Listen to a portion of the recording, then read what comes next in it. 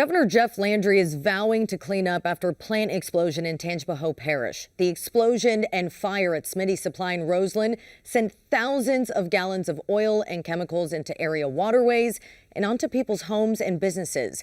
I sat down with independent tester Scott Smith, who shared new test results exclusively with LPB. Joining me now is Scott Smith, an independent tester. We want to talk about the Roseland explosion, Smitty's Supply, all of that oil going into the river, into people's homes. You have new results exclusive to us. What did you find? Well, first of all, thanks for having me, Christina. What we found is products of incomplete combustion called dioxins from the toxic plume. We found dangerous toxic metals like nickel and other things.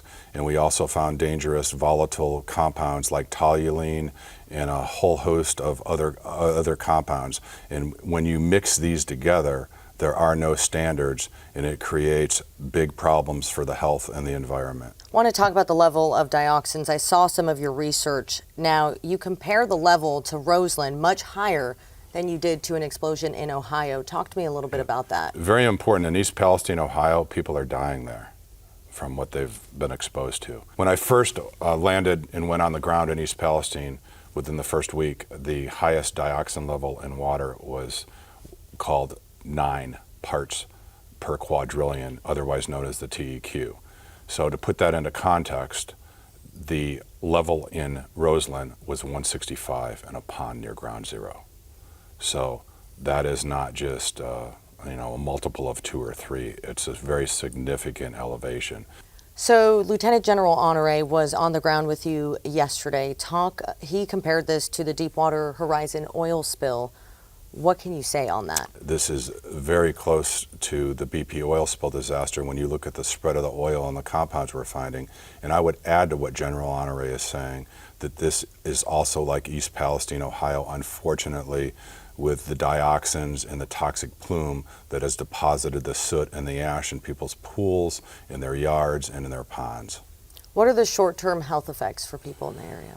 The short-term health effects so far have been respiratory issues, bloody noses, brain fog, dizziness, and a whole host of other issues. And many of the residents have provided me with diagnoses from their doctors that say chemical exposure. What are the long-term effects? Long-term effects, unfortunately, let's look at East Palestine. Cancer outbreaks, thyroid cancer is now very prevalent in East Palestine. And people are dying in East Palestine from a whole host of not just cancer, but other issues. Do you feel that officials are downplaying this? The national media is talking about it. How do you feel about that? Yeah, it is being downplayed. And I believe it's being downplayed for a multitude of reasons. Some reasons are just lack of education, and some reasons are follow the money. It's that simple, follow the money, and there is what appears to be a lot of undue influence. What comes next for you guys?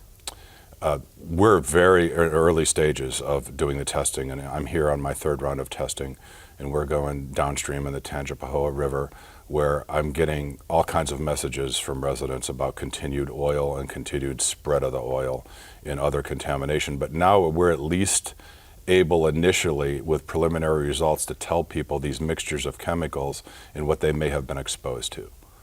The bottom line is you really don't need my testing or anybody else's testing to know that none of these reported health symptoms were there from any of the people or the pets or anybody else prior to the Smitty's fire and explosion. It's that simple.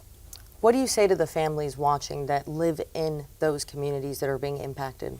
I say in all families in chemical impacted communities, you're not alone. Connect on social media, reach out to others from Conyers, Georgia, from East Palestine, Ohio, Moss Landing.